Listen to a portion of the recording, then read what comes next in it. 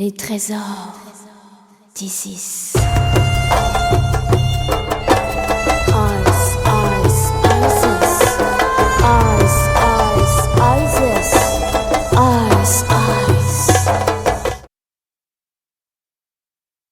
Bonjour à toutes et à tous, bienvenue sur ma chaîne Les Trésors d'Isis.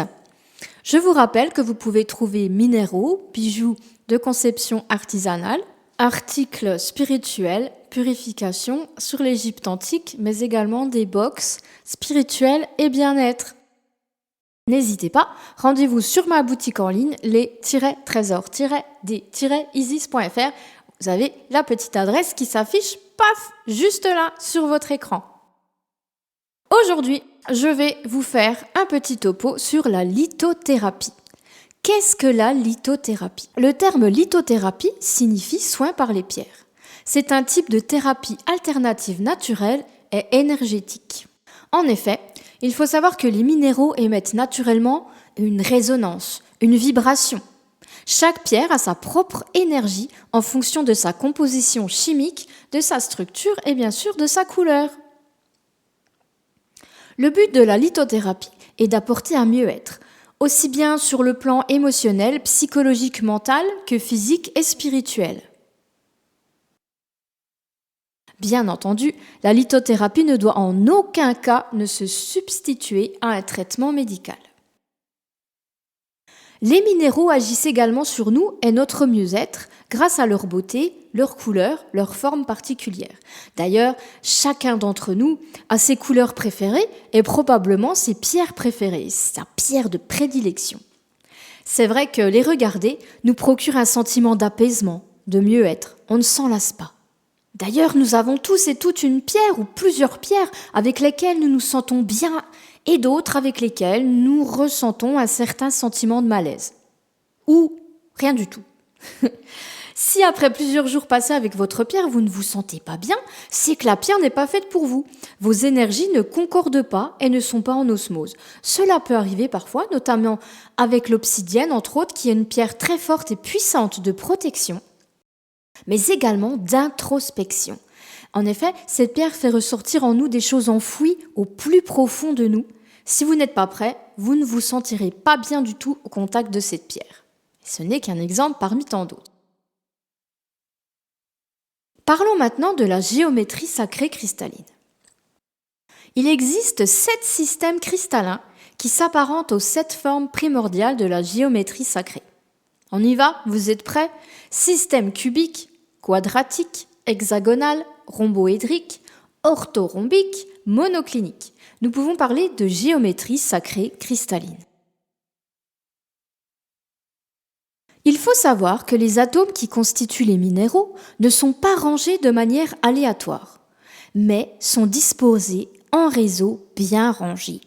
Cette répétition de motifs que l'on appelle la maille dans les 3 directions de l'espace crée ce que l'on appelle le réseau cristallin. Comment agissent les pierres sur nous ? Eh bien, c'est tout simple. Les pierres fonctionnant sur des principes de résonance et de vibration, eh bien, en fait, elles vont vous venir en aide en vous apportant leur énergie. Énergie qui est, je le rappelle, propre à chacune d'entre elles. Cette énergie va venir entrer en résonance avec vous, sur votre corps, et va venir interférer avec votre propre énergie subtile, votre enveloppe énergétique, un peu comme un échange.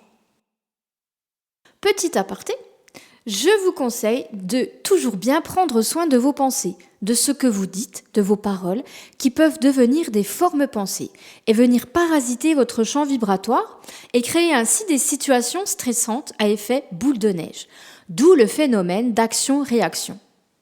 En gros, pour simplifier, je suis et deviens ce que je pense, que l'on pourrait définir par la loi d'attraction. Si vous ressassez plusieurs jours durant que vous n'êtes pas bien, que vous allez tomber malade, eh bien l'univers vous a écouté et va venir vous exaucer. Il va exaucer votre souhait et bien souvent la finalité est là, qu'est-ce qui se passe ? Vous tombez malade.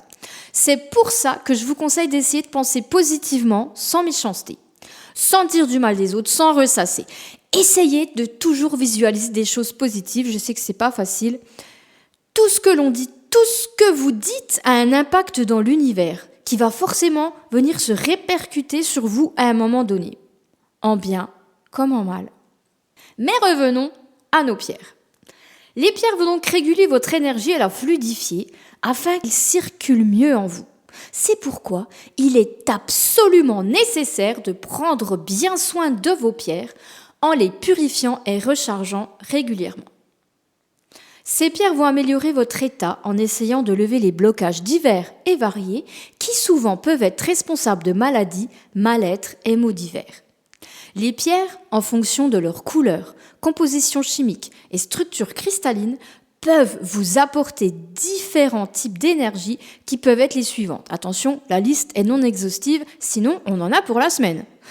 La protection, l'amour, la spiritualité, la douceur, la fécondité, la création, les projets, la chance, l'abondance, la clairvoyance, la concentration, etc., etc. Elles vont pouvoir interagir sur divers problèmes physiques afin de vous apporter une aide substantielle. Attention, la liste toujours est non exhaustive. Problèmes de digestion, problèmes féminins, problèmes articulaires, insomnie, dépression, etc., etc. Elles vont pouvoir interagir sur vos chakras pour les aider à s'équilibrer. En effet, chaque pierre correspond à un ou plusieurs chakras différents. Les minéraux et cristaux ont toujours été utilisés depuis la nuit des temps. Ils étaient déjà présents sur Terre bien avant notre apparition. Ils nous ont vus en quelque sorte naître et grandir.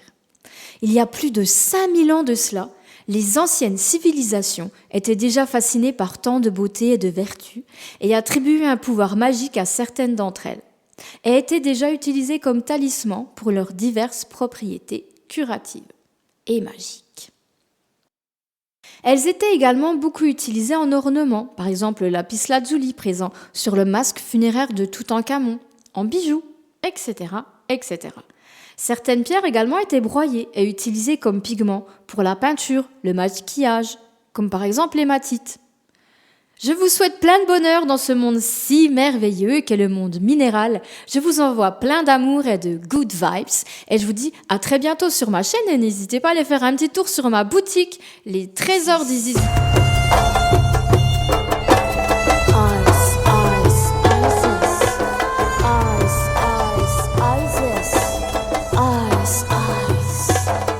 Her name is Isis, she the queen, she the goodness, but the Egyptian.